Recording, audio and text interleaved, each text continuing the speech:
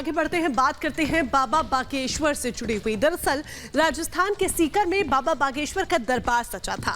यहाँ एक शख्स बाबा की पोल खोलने के इरादे से पहुंचा और वहां पर उसने बाबा की पोल खोलनी शुरू कर दी, लेकिन जब बाबा ने उसकी पोल खोलनी शुरू की तो वही शख्स बाबा बागेश्वर के आगे गिड़गिड़ाने लगा।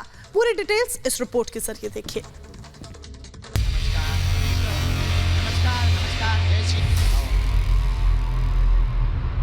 बागेश्वर धाम की जय। मैं एक मुस्लिम लड़की से बहुत प्यार करता हूँ। मुस्लिम लड़की से बहुत प्यार करता हूँ। लवेरिया हो गया तुम्हें। लवेरिया हो गया। बाबा को चुनौती, युवक को पड़ी महंगी। सबका लिखने का तरीका अलग होता है। ये तुम्हारी माता जी बोल रही हैं। मेरी लिखने की अलग है, इनकी लिखने की अलग है तरीका। लव वाला एंगल, दरबार में खुली पोल। शादीशुदा हैं, करना चाहते हो। राजस्थान में इन दिनों बागेश्वर धाम के पीठाधीश्वर पंडित धीरेन्द्र शास्त्री का दिव्य दरबार लगा हुआ है, लेकिन सीकर में आयोजित बाबा के दरबार में कुछ ऐसा हुआ जिसके बाद बाबा बागेश्वर भी अपने गुस्से को कंट्रोल नहीं कर पाए। यहाँ लव मुझे नजर नहीं आया। कोई भी दरअसल बाबा के चमत्कार को इसी दरबार में एक भक्त ने ऐसी चुनौती दे डाली कि बाबा की अदृश्य शक्ति कसौटी पर आ गई। नहीं, अभी हम आपको और छीलेंगे। अब दरअसल बाबा के दरबार में एक भक्त अर्जी लगाने आता है जो कहता है कि उसे एक मुस्लिम लड़की से प्रेम है, लेकिन जैसे ही युवक बताता है कि वो लड़की और बोलो। मैं जो हूँ, मैं ब्राह्मण हूँ और वो मुस्लिम है। नहीं, अगर आ रही हो तो आने दो। नहीं आ रही हो नहीं। अभी रिसेंटली उसकी शादी हो गई 5 महीने पहले।